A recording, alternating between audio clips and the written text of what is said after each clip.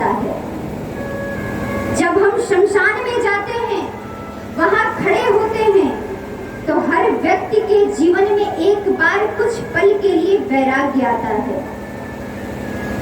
कैसा वैराग्य आया? जब किसी के शरीर को जलता हुआ हम देखते हैं, तब मन में आता है कि एक दिन यही गति हमारी भी होगी, इसी तरह हमारे भी शरीर जलाए जाएंगे। ये जीवन कैसा है? मिट्टी का ढेर बन जाता है। लेकिन जैसे ही व्यक्ति उस शमशान से बाहर निकलता है, वैसे ही वैराग्य समाप्त। वो घर की माया जाल में जैसे ही फंसता है, वैसे ही भूल जाता है। तो जिस स्थान पर भगवान भोलेनाथ की मंदिर हो, वो अपवित्र कैसे हो सकता है? दूसरी बात क्या कही कि ये भूत और प्रेतों के साथ रहते हैं। तो सत्य बात तो है।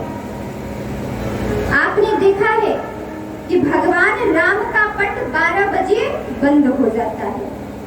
तो जब भगवान राम का पट बंद हो गया, तो हनुमान जी महाराज दरवाजे पे बैठ जाते हैं।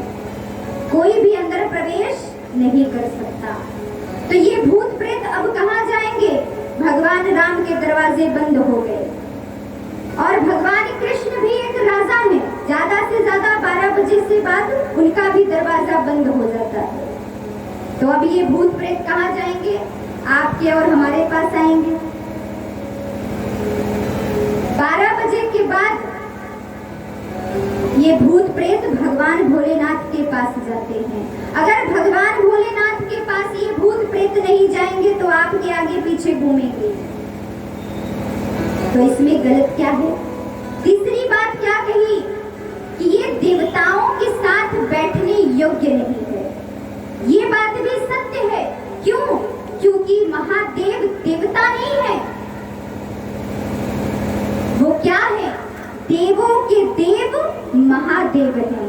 तो उनका स्थान देवताओं के साथ नहीं, देवताओं से ऊपर बैठने योग्य है।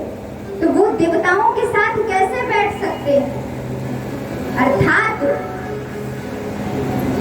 कई बार किसी का निंदा जब होता है, तो हमें ये नहीं सोचना चाहिए कि ये हमारा निंदा हो रहा है। और भगवान भोलेनाथ सब कुछ सुनते हैं।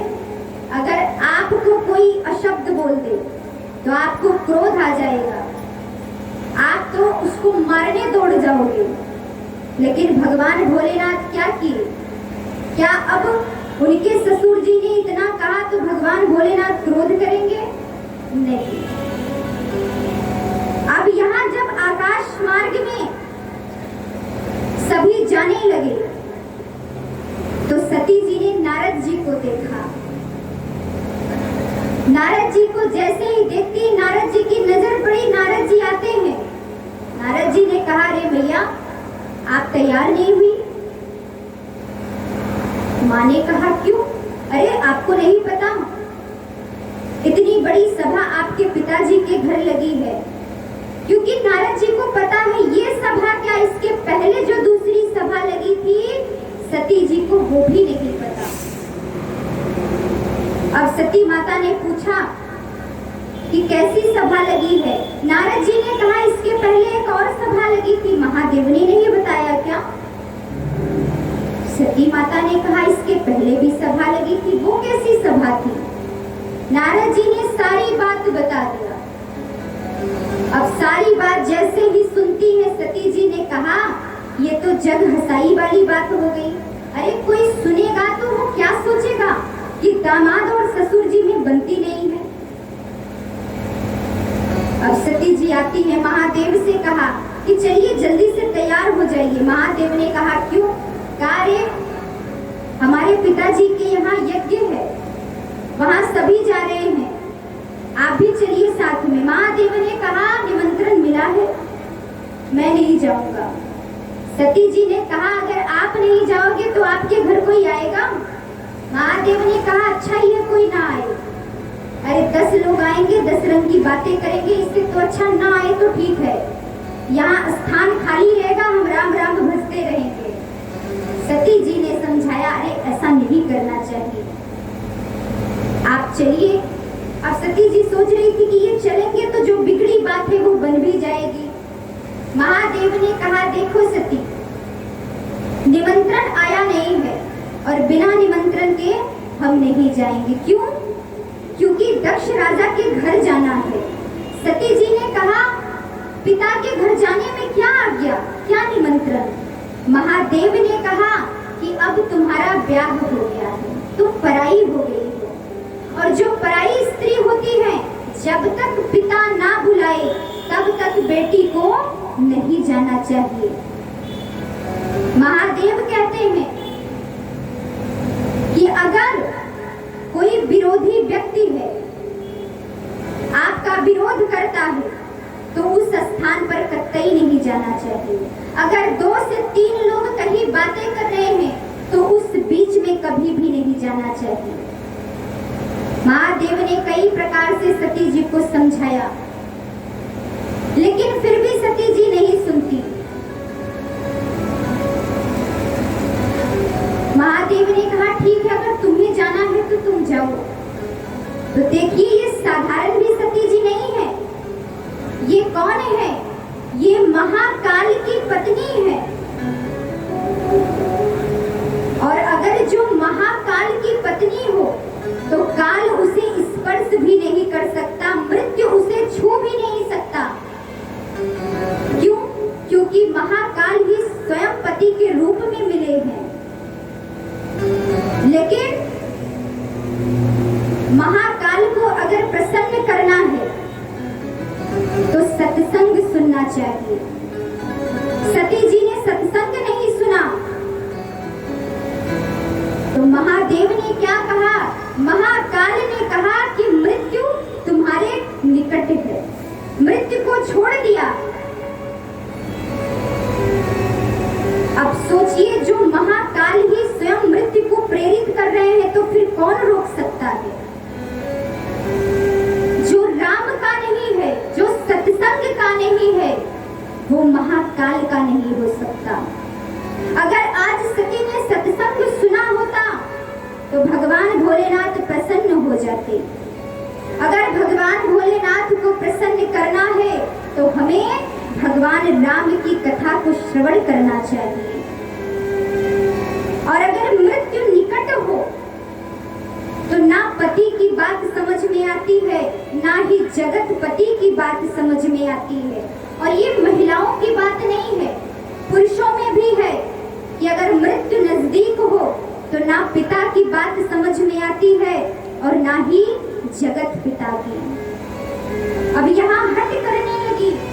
सती जी जब जाती हैं तो कुछ गणों के साथ भगवान भोलेनाथ सती जी को आज्ञा देते हैं, जाओ सती, अगर तुम्हारी इच्छा है। भगवान भोलेनाथ की इच्छा नहीं है, लेकिन फिर भी सती जी जाती है। और यहाँ दक्ष राजा ने कहा था कि अगर सती के घर से कोई भी आए, स्वयं सती ही आए, अगर किसी ने भी सम्मान किया तो मैं उसे मृत्यु दंड दूंगा। इस मृत्यु दंड से कोई भी आगे नहीं बढ़ता। सती जी जैसे ही पहुंचती हैं, दरवाजे के सामने खड़ी होती हैं। किसी ने सम्मान नहीं किया। जो कुछ बहनें थी वो उपहास करती हैं। सती को देखकर कहती, अरे तेरा पति घर और बनवाया कि अभी भी शमशान में रहता है, अभी भी भस्म ही लगाता है। अब सती जी ने जब ये सुना तो दुख हुआ, मेरे पति का अपमान किया जा रहा है। लेकिन सादर भले ही मिली एक माता, भगिनी मिली बहुत मुस्काता।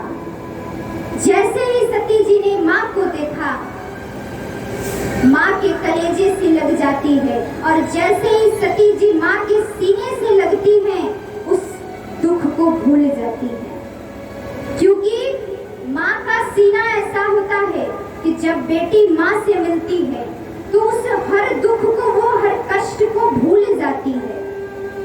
अगर उसके जीवन में कोई कष्ट है, कोई दुख है, तो माँ से मिलने के बाद माँ के साए में जैसे ही संतान पहुंचता है वो सब कुछ भूल जाता है। सती जी उस समय उस परित्याग को भी भूल गई कि मेरे स्वामी ने मुझे छोड़ दिया था। जैसे ही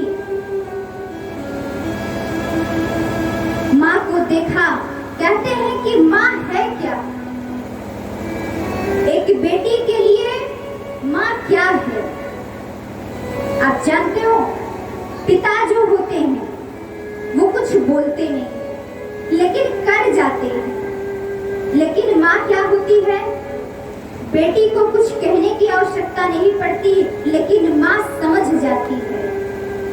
बेटी को क्या चाहिए वो मुख से नहीं कहती लेकिन माँ समझ जाती है कि मेरी पुत्री को क्या चाहिए। माँ का हृदय कैसा होता है, माँ का हृदय ऐसा होता है कि बेटी को अगर कोई कष्ट है तो सबसे पहले माँ समझ जाती है। यहाँ जैसे ही सती जी हवन कुंड के पास जाती है, चारों ओर देखती है तो कहीं भी शिव जी का भाग नहीं दिखाई दिया। अब कहीं भी शिव जी का भाग नहीं दिखाई दिया तो सती जी ने देखा तो बड़ा ही कष्ट हुआ कि यहाँ सबके भाग हैं लेकिन यहाँ कहीं भी मेरे पति का स्थान नहीं है, मेरे पति का स्थान नहीं मिला। मेरे पिता का हृदय कैसा है, एक जड़ की तरह है जो मेरे पति को स्थान नहीं दिया। आज सती जी ने जब ये देखा तो सती जी को बड़ा कष्ट हुआ। सती जी ने कहा कि मेरे पति मुझे बार बार मना कर रहे थे, सती मत जाओ। क्यों मना कर रहे थे? क्योंकि वो जानते थे कि वहाँ मेरा अपमान होगा, वहाँ मेरा स्थान नहीं होगा और मेरी पत्नी जब ये देखेगी तो उसे कष्ट होगा। शायद इसीलिए मेरे पति मुझे बार बार मना कर रहे थे लेकिन मैं उनकी एक बात नहीं मानी। सती जी को इतना कष्ट हुआ कि सती जी ने कहा कि अब इस अपमान को लेकर मैं अपने पति के सामने भी नहीं जाऊंगी। इस शरीर को लेकर मैं क्या करूंगी जाकर? उस अपमान को मैं कैसे देखकर सहन करके मैं भगवान के सामने जाकर खड़ी हो जाऊं? याद रखिएगा, पति चाहे जैसा हो, अच्छा हो, बुरा हो, हजारों उसके अंदर कमियां हो, लेकिन अगर कोई भी पति का अपमान कर दे, कोई पड़ोसी अगर अपमान कर देता है तो पत्नी बर्दाश्त नहीं करती। वो उन सारे अपमान को स्वयं चार दीवारी के अंदर सहन कर लेगी, लेकिन कोई भी व्यक्ति अगर उंगली उठा दे तो वो लड़ने के लिए तैयार हो जाती है। कुछ पत्नियां तो ऐसी होती है कि अगर